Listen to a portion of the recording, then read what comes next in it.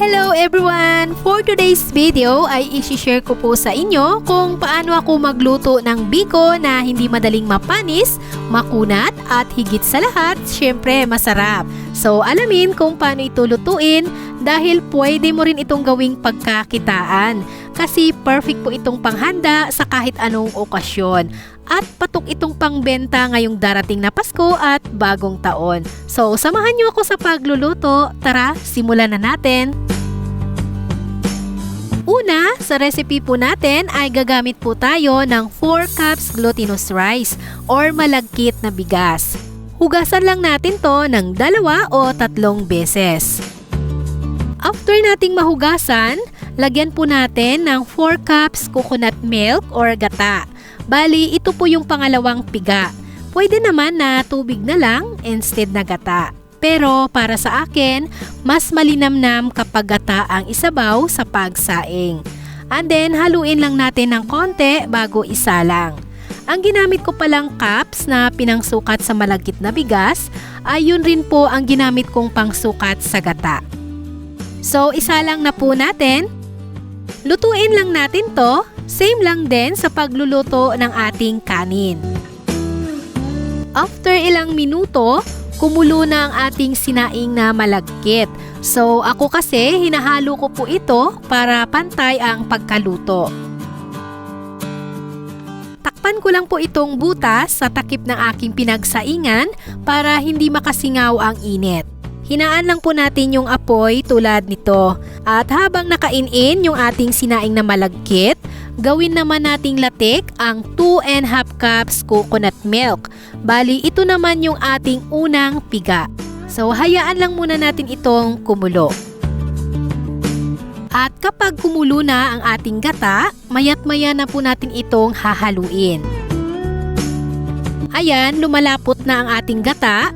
Continue lang sa paghalo para hindi masunog ang ilalim. So, nag-start nang namumuo ang latik. Tuloy lang po natin ang paghahalo para hindi malalaki ang magawa or mamuong latik. At ayan, nag-start nang humiwalay ang oil sa latik. Lutuin pa natin to hanggang maging golden brown color ang ating latik. At continue pa rin ang paghahalo para pantay ang kulay ng pagkaluto natin sa latik. So, kapag ganito na, pwede na to.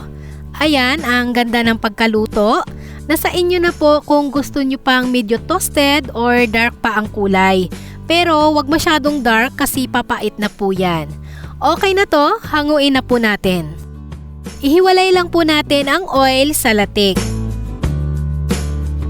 Pagkatapos, ibalik lang natin ang oil ng latik dito sa pinaglutuan natin kanina. Kasi dito na po natin lulutuin ang biko.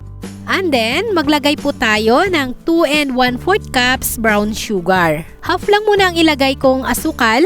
Ilagay muna natin ang sinaing na malagkit. So, kung mayroon kayong muskubadong asukal, ay mas maganda na yan po ang gamitin nyo. At sa asukal po natin, pwede nyo po yan i-adjust. Dagdagan or bawasan nyo, depende po sa gusto nyong tamis.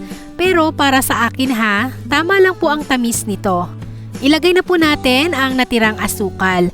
Then, mikos-mikos lang natin. By the way, alam nyo ba na ang mantika ng ating latik, yan ang magsilbing preservative sa ating biko.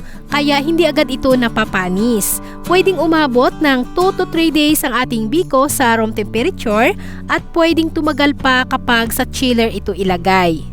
So kapag medyo natunaw na ang asukal, maglagay naman tayo ng crushed peanuts. Kaya hindi na po ako naglagay ng konting salt kanina sa pagsaing natin sa malagkit dahil medyo salty na po itong crushed peanuts na nilagay ko. Ito na po ang magbabalance sa tamis ng ating biko. Pero optional lang po ito. Kung ayaw nyong lagyan or may allergy po kayo sa peanuts, pwede nyong i-skip ito. Mag-add lang kayo ng konti or 1/4 teaspoon salt sa pagsaing nyo sa malagkit para mabalance ang tamis ng inyong biko. Ilagay na po natin ang natirang crushed peanuts. So sa magtatanong kung anong peanuts ang ginamit ko, ito po yun. Bali 6 sachet lang po ang ginamit ko. Crack nyo lang po ng konti, huwag masyadong durog. And then, haluin po natin ito hanggang sa kumunat ang ating biko.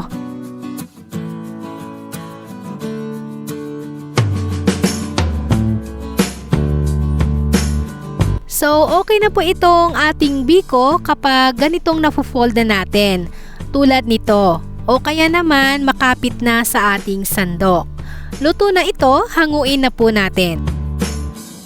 Ilagay lang po natin sa 14 inches plastic bilao na may dahon ng saging. Pwede rin naman na aluminum foil ang gamitin yung pangsapin. Flat lang natin ang taas para pantay ang paglagay natin ng toppings. Maglagay po ako ng toasted sesame seeds. So, tinose ko lang po ito sa kawali ng 2 to 3 minutes or hanggang mag-light brown ang sesame seeds. And then, slice na po natin. Nakadepende na po sa inyo kung ano kalaki ang pag-slice nyo. After nating ma-slice, ilagay na po natin ang latik on top. So ito na po ang ating finished product na biko sa bilao na patok pagkakitaan lalo na ngayong darating na Pasko at Bagong Taon. At kahit hindi naman Pasko at Bagong Taon ay mabenta ito dahil pwedeng ihanda sa kahit anong okasyon. Ayan ang ating biko. O diba nakakatakam tingnan? Sana masubukan nyo ang ganitong pagluto. I'm sure magugustuhan nyo ito. Tama lang ang tamis, hindi nakakaumay kainin, makunat at hindi pa madaling mapanis. So that's it for today's video mga kawais. Sana ay may natutunan kayo at nabigyan ko kayo ng ideya paano kumita kahit nasa bahay lang. Again, don't forget to like and share this video and comment kung ano ang masasabi nyo or suggestions sa recipe natin ngayon. Maraming salamat po sa inyong panunood. Until my next video, God bless and happy cooking! Bye!